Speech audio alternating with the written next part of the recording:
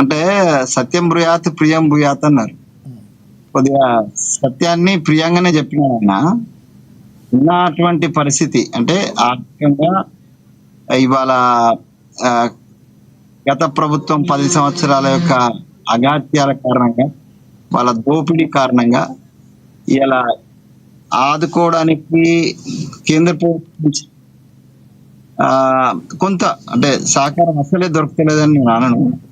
ఇవన్నిటిని దృష్టిలో పెట్టుకున్నప్పుడు రాష్ట్రంలో ఉన్నటువంటి పరిస్థితిని రాష్ట్ర ప్రజలకు రాష్ట్రాన్ని నడిపేటువంటి మెకానిజం లో ఉద్యోగస్తులు ఒక మెయిన్ మెకానిజం. ఎగ్జిక్యూటివ్ లో ఉద్యోగస్తులు అనేది భాగస్వామి. ఏ రాష్ట్ర ప్రభుత్వం నడవాలన్నా కూడా ఉద్యోగస్తులు ప్రధాన పాత్ర పోషిస్తారు. ఆ ఉద్యోగస్తులను ఆ ఉద్యోగస్తుల యొక్క పరిస్థితిని మేము అర్థం చేసుకున్నాం. మేము వచ్చే సమయానికే బాబిరెడ్డి గారికి తెలుసు, మేము వచ్చే సమయానికే పెన్షన్స్ ఆగిపోయి ఉన్నాయి, పెన్షనర్స్ యొక్క బిల్స్ ఆగిపోయి ఉన్నాయి. మేము వచ్చే సమయానికే ఇది జిపిఎఫ్ అప్లై చేసుకున్న వాటిని ఆగిపోయినాయి. మేము వచ్చే సమయానికే ఇది ఫస్ట్ నాడు ఇచ్చేటువంటి జీతాలు 15వ తారీఖు ఇచ్చే పరిస్థితి ఏర్పడ్డది. ఇది మీ 2023 మేము వచ్చే సమయానికి ఇట్లాంటి దౌర్భాగ్య స్థితి, ఆర్థికమైన స్థితి ఈ రాష్ట్రంలో ఉన్నది. ఒకవేళ రామ్మోహన్ గారు పదే ఒక మాట చెప్తున్నారు, అలివి కాని హామీలు కాంగ్రెస్ ప్రభుత్వం ఇచ్చిందంటే మరి మీకు బుద్ధి లేదా? మేము 3,000 రూపాయలు మేము ఇస్తామని అంటే 3,016 3,012 అని కేసీఆర్ బుద్ధి లేక చెప్తున్నారా?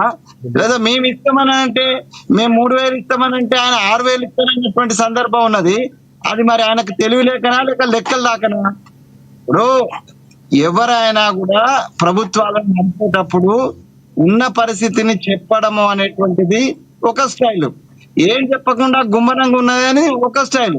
యాదారెడ్డి స్టైల్ కు, రేవంత్ రెడ్డి స్టైల్ కు, కేసీఆర్ స్టైల్ కు, మోడీ గారి స్టైల్ కు డిఫరెన్స్ ఉంటది. ఎవరి స్టైల్లో వాళ్ళు ప్రభుత్వాన్ని నడుపుతారు. ఇవాళ ప్రభుత్వాన్ని మేము పక్కగా 16 నెలల నుంచి ఆర్థిక పరిస్థితి భయంకరంగా ఉన్నప్పటికీ ప్రభుత్వాన్ని నడుపుతున్నాం. ఇదే ఉద్యోగస్తులు ఫస్ట్ నాడు జీతం వస్తే చాలన్నారు. మరి ఫస్ట్ నాడు జీతాలు ఇస్తున్నాం. పాపిరెడ్డి గారికి తెలుసు స్పష్టంగా. ఇప్పుడు ఉద్యోగస్తులుగా నేను కూడా ఉద్యోగస్తులుగా చేసిన, ఉద్యోగస్తులు అడిగేది అసమ్మతమని మేమేమంటలేము. కానీ ప్రస్తుతం ఉన్నటువంటి పరిస్థితిలో ఒక డిఏ ఏపీఎస్లు 18 భాగాలు చేసి ఇచ్చిండు. అవునా కాదా పాపిరెడ్డి సాబ్? రామ్మోహన్ గారు 18 నెలలుగా డిఏ యొక్క బిల్స్ ను, డిఏ యొక్క పెండింగ్ డిఏలను 18 మాసాలుగా విడగొట్టి ఇచ్చినటువంటి ఘనత కేసీఆర్ కే ఈ దేశంలో దక్కింది. ఇంకెవరు చేయలే. అట్లా మేము అట్లా అనటం లేదు, కాస్త ఓపిక పట్టమంటున్నాం. ఈ టైంలో ప్రభుత్వం నడుస్తున్నటువంటి టైంలో, ప్రభుత్వం ముందుకెళ్తున్నటువంటి సమయంలో, ఆర్థిక స్థితిగతులను చక్కదిద్దుతున్నటువంటి సమయంలో సమ్మెలాంటి నిర్ణయం తీసుకోకూడదు అనేటువంటి ముఖ్యమంత్రి గారి అప్పీలు, కాంగ్రెస్ పార్టీ అప్పీలు. అంతేగాని వాళ్ళ ఉద్యోగాలకు మేం భరోసా ఇచ్చినామండి. ఉద్యోగాలు పీకేసింది కేంద్ర ప్రభుత్వం, ఉద్యోగాలను నింపకపోయింది ఈ గత రాష్ట్ర ప్రభుత్వం. మేము వచ్చినాక 55,000 ఉద్యోగాలు ఇచ్చినాము. కేంద్ర ప్రభుత్వం 2 కోట్ల ఉద్యోగాలను ఇచ్చి ఎన్నడిచ్చిందో వాళ్ళను ఆత్మహత్య చేసుకోమనాలా? ఈయన ఇంట్లో ఉద్యోగం ఇస్తానని చెప్పి ఎన్నడిచ్చిండు? ఆత్మహత్య చేసుకోవాలా? మేము వచ్చిన తర్వాత ఉద్యోగాలు ఇవ్వడం స్టార్ట్ చేసినాం. అట్లాంటి ఉద్యోగస్తులను మేము ఎండబెట్టే ఉద్దేశం నాకు లేదు. వాళ్ళ కడుపు కంపల్సరీ నింపుతాం. ఆయన అన్నటువంటి ఆర్థికమైనటువంటి స్వీయ నిరంతర అన్న దాంట్లో రామ్మోహన్ ను నేను ఆహ్వానిస్తున్నా. రామ్మోహన్ చెప్పిన సలహాను మేము తీసుకుంటాం. మంత్రులందరూ కూడా జీత భత్యాలు లేకుండా పనిచేసే పరిస్థితి కావాలా? అదేవిధంగా మా చైర్మన్ లో వీళ్ళు ఉన్నారు, వాళ్ళందరూ కూడా గవర్నమెంట్ నుంచి పైసా తీసుకోకుండా పని చేసి ఉద్యోగస్తులకు ఆదర్శం నిలబడతాం. ఆ ఉద్దేశంతో కేవలం ఉద్యోగస్తులకు స్వీయ నియంత్రణ చెప్పలేదు ముఖ్యమంత్రి గారు.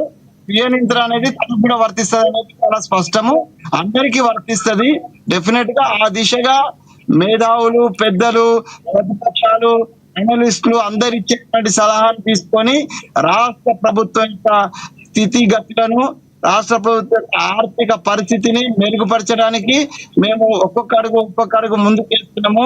కూరుకుపోయిందండి, ఆర్థిక పరిస్థితి కూరుకుపోయిందని మేము పైకి తీసుకొచ్చినాం. ఇప్పుడు జర్నలిస్ట్ కేఎస్ రెడ్డి గారు ఏదైతే అన్నారో, వెంకటస్వామి గారు, జర్నలిస్ట్ కేఎస్ రెడ్డి గారు ఏదైతే అన్నారో, గతంలో ఎలా మీరు ప్రభుత్వాన్ని రన్ చేస్తారంటే ఎవరైతే అన్యాయాలు చేశారో వాళ్ళందరినీ కూడా వాళ్ళ దగ్గర చర్యలు తీసుకుని తద్వారా వచ్చిన డబ్బుని ఏదైతే ఉందో మేము ప్రభుత్వం నడుపుతా ఉన్నారు, అది ఎందుకు చేయలేకపోతున్నారని ప్రశ్నించారు. ఆ దిశగా ఏమైనా ముందుకెళ్తుందా ప్రభుత్వం?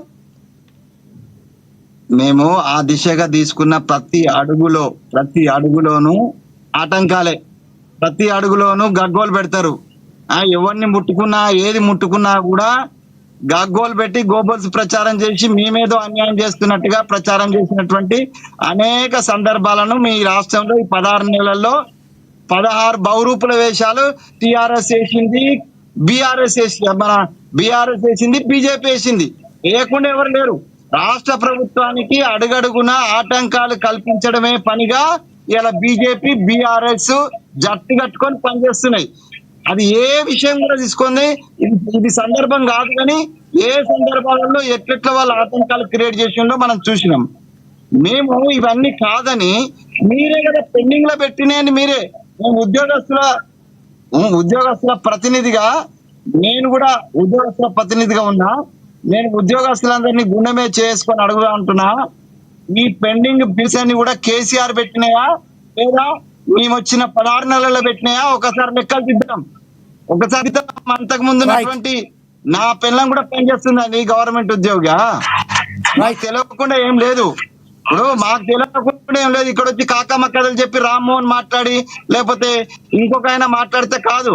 రామ్మోహన్ కు ఒకసారి ఆత్మవిమర్శ చేసుకో. ఒకవేళ మేమిచ్చిన హామీలో తప్పైతే మాకు మించిన హామీలు, మేము తీసుకున్న హామీలను కాపీ కొట్టిన అటు బీజేపీ కానీ ఇటు బీఆర్ఎస్ కానీ ఎందుకు ఇచ్చిందో ఒకసారి ఆత్మవిమర్శ చేసుకోమంటున్నా. ఇది అనే ముందు మనం ఏం చేస్తున్నాం అనేటువంటిది, ఈ రాష్ట్రానికి ఏం చేస్తున్నాం అనేటువంటిది ఆలోచించండి. మీరు దోపిడీ చేసిన పైసలు కూడా తీసుకురండి.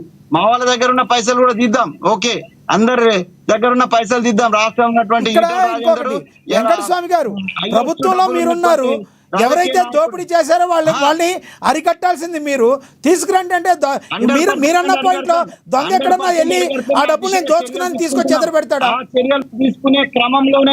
ఆ చర్యలు తీసుకునేటువంటి క్రమంలోనే అనేక ఆటంకాలు సృష్టించి వాటి నుంచి తప్పించుకోవడానికి ఈ రకమైనటువంటి డైవర్షన్ పాలిటిక్స్ చేసి ఏదో గుడి కూలిందని, బడి కూలిందని, ఇంకోటి జరిగిందని రకరకాల సెంటిమెంట్లు రెచ్చగొట్టేటువంటి ప్రయత్నం. మొన్న కేసీఆర్ పెద్ద సభ పెట్టి అదే చెప్పాడు, ఆయనకు దుఃఖం వస్తుందట.